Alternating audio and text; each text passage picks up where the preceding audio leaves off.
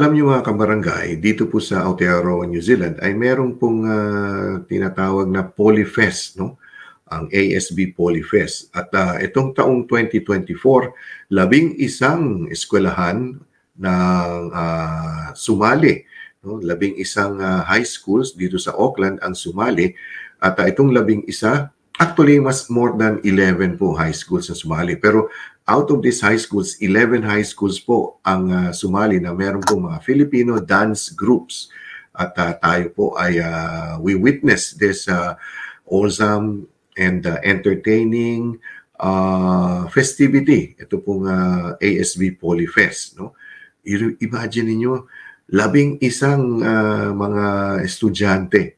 At ang kagandahan yan, yung po sa Asian Continent category, ang mga nanalo, ang first place, Avondale College, Filipino Dance Group. Second place, One Tree Hill College, Filipino Dance Group. Third place, Otahuhu College, Filipino Dance Group. No, hinakot ng mga Filipino high school Filipino dance groups ang Asian Continent category nitong Polyfest 2024. At na-imagine ko na next year mas bongga at mas maraming eskwelahan ang sasali dahil next year po ay gugunitain ang 50th anniversary ng ASB Polyfest. The Filipino show, Ekwento mo. Siyempre po, nandyan din ang iba't ibang halos linggo-linggo yata. Hindi lamang ito sa mga Auckland at mga night markets, no? Halos sa maya meron po mga tinatawag na Filipino Food Festival sa iba't ibang bahagi ng kapuluan. At syempre, nandyan yung mga iba't ibang pagkain, iba't ibang mga putahe, no? At syempre, pag nakikita-kita, merong may kasiyahan, merong awitan, may kumakanta, merong mga kung ano-ano. Pero ang sentro po dyan ay ang Filipino food, yung pagkaing Pinoy. The Filipino story, ikwento mo. At syempre, ano pa ba naman meron pagdating ng Hunyo, kundi yung Independence Day, ang Philippine Independence Day. At ito po ay ginanap sa Auckland Showgrounds sa pamagitan po ng pamumuno ni Mel Fernandez at ni Sheila Mariano, ang dynamic duo ng Filipino Migrant News. Sila po ang nag-produce nitong 126th Philippine Independence Day. At yun na yata yung nakita kong pinakamaraming Pinoy na nagtipon-tipon. Meron pa pala yung pinakamarami yung last year nung naglaro sa Mount Eden, sa Eden Park, ang kupunan ng Pilipinas sa FIFA Women's World Cup laban po ng Norway. At tinagurian nga na parang merong 34,000 ang nanood sa Eden Park. 30,000 plus nun ay mga Pinoy. Ganun karami. Kaya itong Independence Day, napakarami, no? Ini-estimate ko mga 3,000 in and out ang ang mga kababayan natin. At syempre, dahil nga ayon sa mga yung mga statistics na lumalabas, mga nakalipas na mga taon ay umaabot na ng 80,000 ang mga Pilipino dito sa Aotearoa, New Zealand.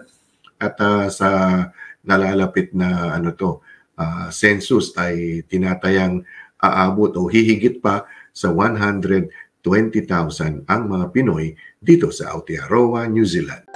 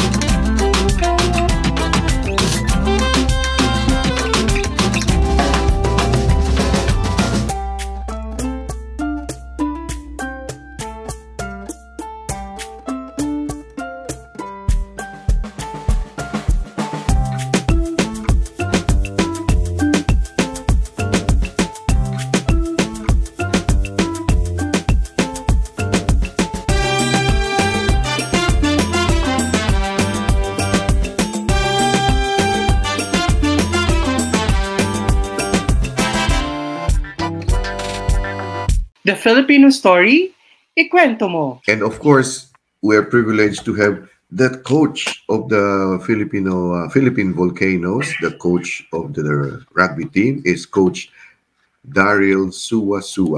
Coach Daryl, good evening, Coach. Yeah, good evening, Rene. Good to see you. Good to see you guys, and quite privileged to have this opportunity. And when I posted the pub mat this morning, everyone started texting me, asking me, "Oh, do we have a rugby team?" I said, "Yes, we have one." So maybe I will start, Coach. I will start with Donald because he was with the team in 2019. Donald, can you give us a brief background of this Philippine Volcanoes? Well, it all started, we're quite a new union, so a bunch of boys got together and formed it to be part of World Rugby, and they all the boys that got together were like us. They weren't living in the Philippines at the time. Mm-hmm. A lot of them were half-caste Filipinos like us, and they got together and started playing rugby, and they actually did pretty well. We actually got sent to a Rugby World Cup, Sevens World Cup, and we obviously got a few medals in SEA Games and have been to the Asian Games and all that. So it pretty much formed on a bunch of lads trying to get together to form a team. Mm-hmm. Just to put into context, Donald, so your mom is from the Philippines, right? Do you know whereabouts in the Philippines? Yes, he's from Tarlac. Oh, from Tarlac. Okay. Jake, have you been to Tarlac, Jake? No, I haven't been to the Philippines ever. Oh, okay.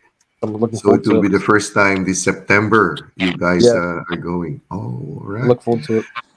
You know, Coach, when Donald and Joe and Ryan and Nick when they went to play last 2019, I think, or because before the COVID, I had friends in the Philippines who messaged me and said, "Oh, you have a rugby team, and your guys are from New Zealand. They're handsome boys." So and they showed me pictures. Like after the game, there were a lot of people mingling around, and this was in where was this? In Clark, right? You had the tournament in Clark, and so it's the popularity. Well, I don't know why, but for short people like us, we love basketball. But now rugby is beginning to become a major sport in the Philippines. Dayton, where is your mom from in the Philippines? I'm not quite sure. I know that my mom's dad, he's part Filipino, and yeah, I was just trying to use this experience to get to know the Philippines more. Yeah, I guess I was really lucky. I used to coach Counties Manukau in the national provincial championship here in New Zealand, and also looked after the sevens teams here. And we had a young fella called Joe Dawson, who's a Filipino. He lives in the Philippines, but he was playing for us in our sevens team, and he was up in the Philippines, made the Philippine Volcanoes, and talked to the general manager there about when they were looking for a coach. So they had some pretty good coaches up there with Frano Boddicker and Jeff Alley, and when they'd finished, they were looking for someone else, and Joe put my name forward.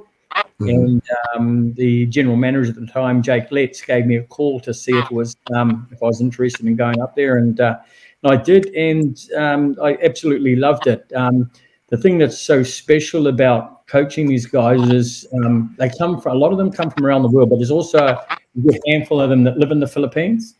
And the thing is, the Philippine rugby, the local game is just getting bigger and stronger, and it's mainly because of the profile these boys are bringing to it. So for anybody who's a fan of rugby, you'll probably see one of the most famous rugby players in the world at the moment is a Filipino guy called Marcus Smith, who actually grew up in the Philippines.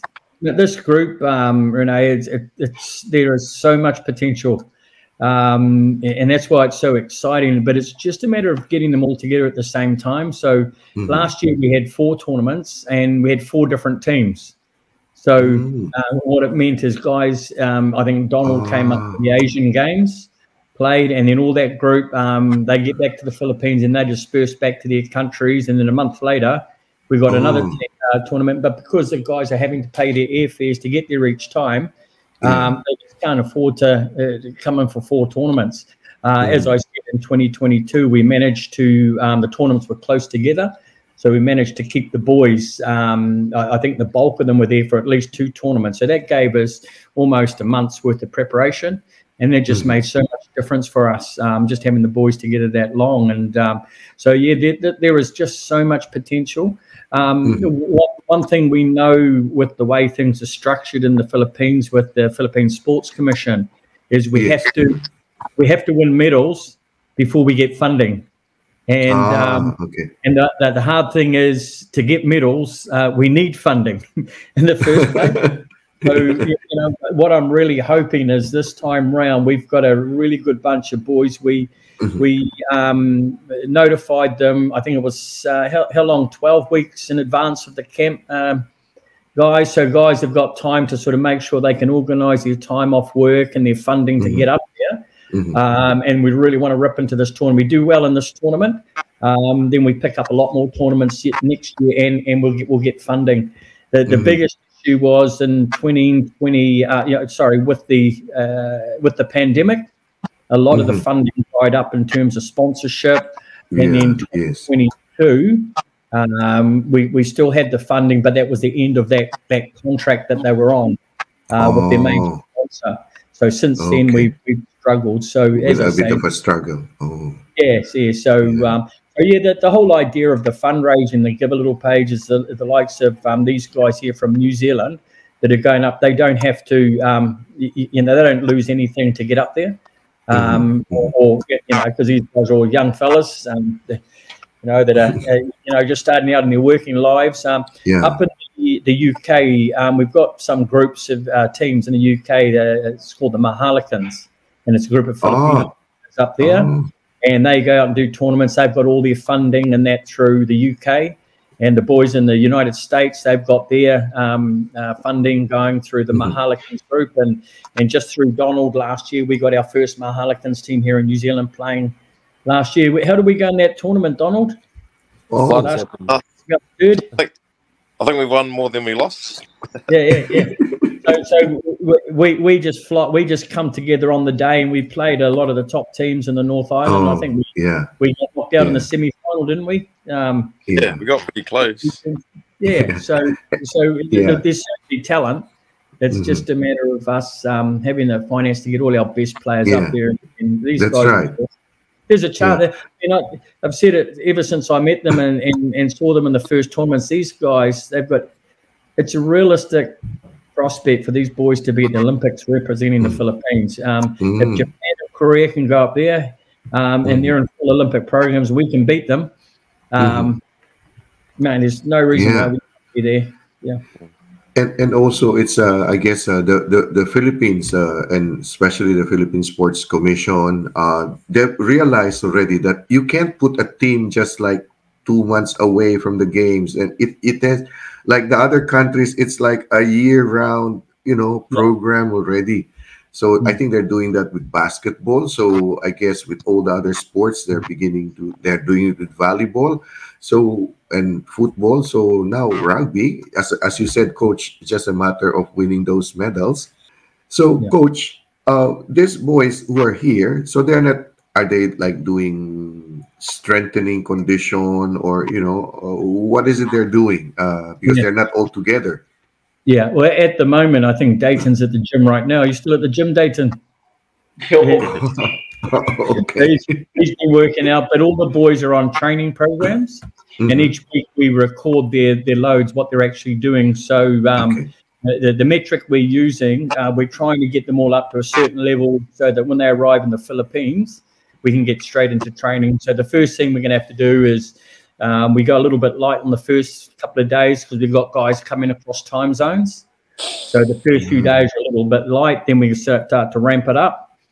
through the middle part of the camp, and then we'll start to taper off towards the end of the week. But the other thing we've really been having a look at is the effect of the altitudes. As you mentioned, when we get to Nepal, it's going to be at it could be really, really taxing on the body if we haven't done the work. So I'll tell you one thing, Rene, that I'm really excited about with this group is the likes of Jake and Dayton coming to Philippines for the first time. And there's a few other boys. I think we've got 6 boys in this group of 18 we're taking from around the world that are all heading to the Philippines. Will be their first time in camp.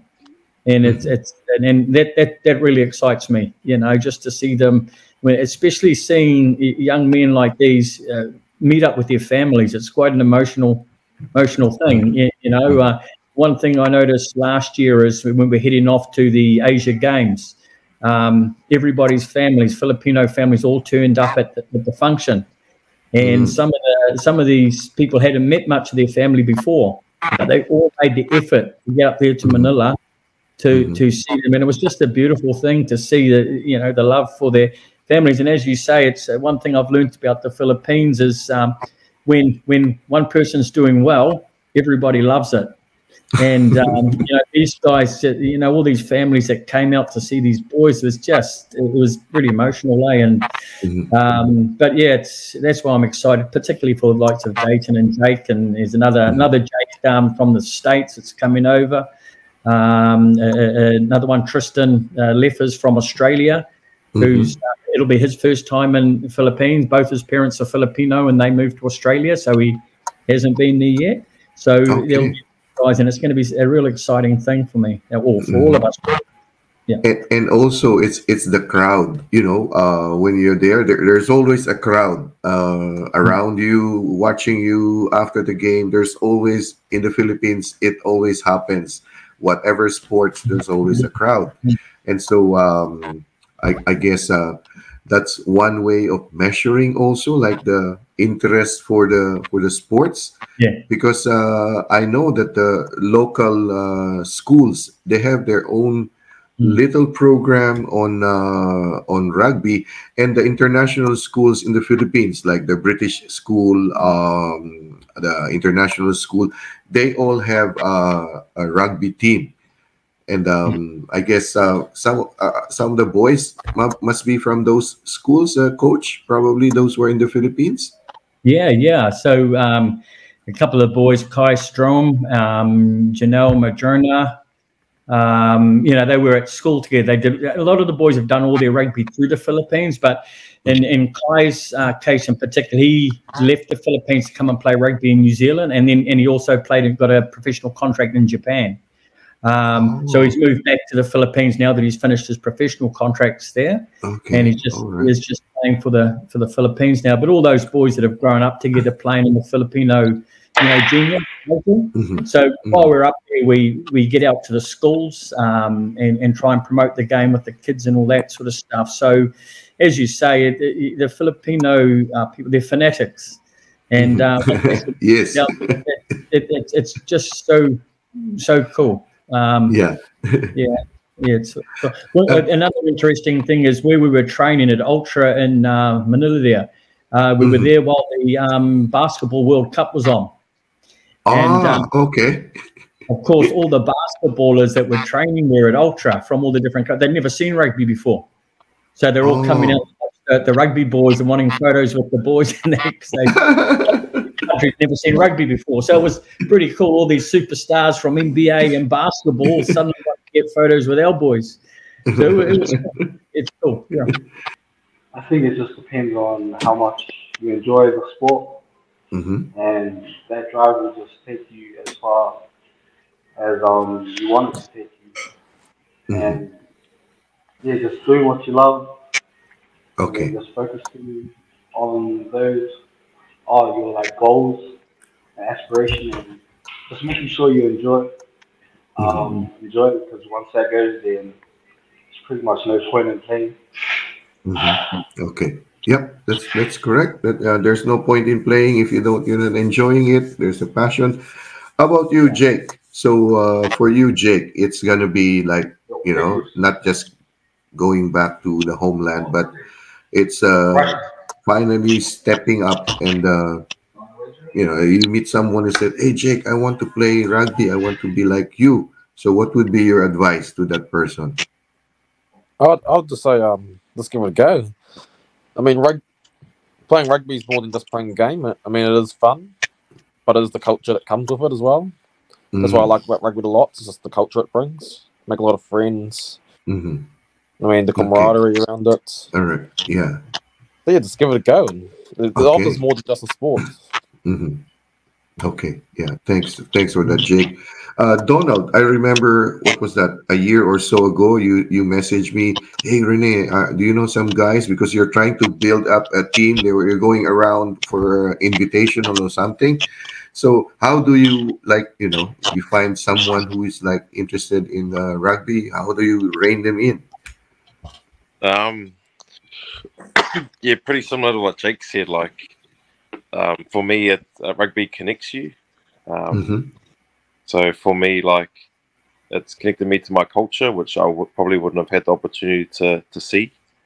It's connected me to all my good mates, and it's sent me all around the world.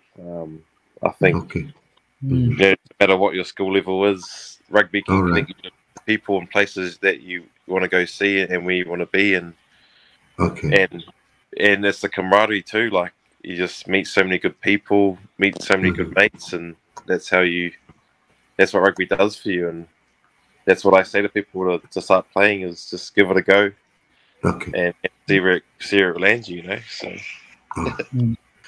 Coach Daryl, what would be your message to the Filipinos here in New Zealand, and to the Filipinos in the Philippines who are keen to play or to watch the Filipino volcanoes play? Yeah, I'm a bit biased, but I think rugby is the best game in the world. It just can challenge you physically. There's the ruggedness of it. There's the speed. It's just great. But as Donald said, the biggest attraction, I think, in rugby is the opportunity to travel and see the world. So, as Donald mentioned before, he's been all around the world, all over the place, with a really great bunch of guys as countrymen. And he's seen a lot, experiencing things like World Cups, where you see some of the best athletes in the world. I think last year we went to the Asian Games, and just been in the Games Village. You've got the Olympic Games on now, and you've seen all those amazing athletes. Asian Games is the second biggest sporting event behind the Olympics.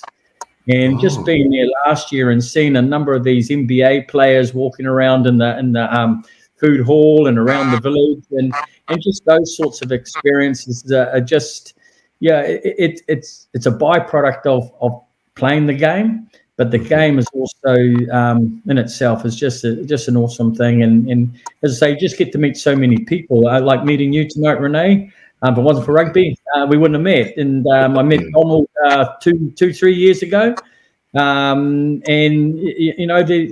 guys, Kai Strom, Luke Smith, Rob Fogarty, all these guys, Jerome, all these guys that would never have met if it wasn't through rugby. So when you get in the team, it's about that camaraderie, meeting people, making connections, and you got friends all over the world really through this game. Okay. Yeah. Well, I'd like to wish you all the best in your journey in going to Nepal. I mean, to the Philippines and then Nepal, but more for the next year when you prepare for the Southeast Asian Games. As I mentioned offline, I had an online meeting with the netball team, of the Philippine national netball team, because they're also gearing up for, I think they have a tournament there are 2 tournaments for this year, but they're preparing more for the Southeast Asian Games, and they're looking forward to coming over for training, because they were saying they've always been training in Singapore, so they want to get the physicality of netball training in New Zealand or in Australia. I guess with you guys, especially Jake and Dayton, all the best in reconnecting with your roots And Coach Daryl, thank you so much for doing this for the Filipino community. There's the passion in you that I could see, like the way you are, like the father figure of these guys, like, you know, reining them all together. Yeah. And so all the best. And I'd like our viewers and listeners to support. I will give the link again to the Give a Little page for our Filipino volcanoes, for the Filipino-Kiwis going to the Philippines to represent the Philippines. Any final message? Just thank you so much for having us on, and thank you for the support. You know, to anyone that's listening, these guys are so proud of where they're from, and for me, not being Filipino myself, it's actually an inspiration to see the likes of Donald and his teammates, you know, standing on podiums, and they're in Korea and Thailand and Japan and UAE. And just, you know, just flying the flag. So thank you so much for your support. The Filipino Show, Ekwento mo. The Filipino Show, Ekwento mo. The Filipino Show, Ekwento mo. The Filipino Show, Ekwento mo. The Filipino Show, Ekwento mo. The Filipino Show, Ekwento mo. The Filipino Show. Ekwento mo. The Filipino Show. Ekwento mo. Filipino Show. Ekwento mo. Filipino Show. Ekwento mo. The Filipino Show. Ekwento mo.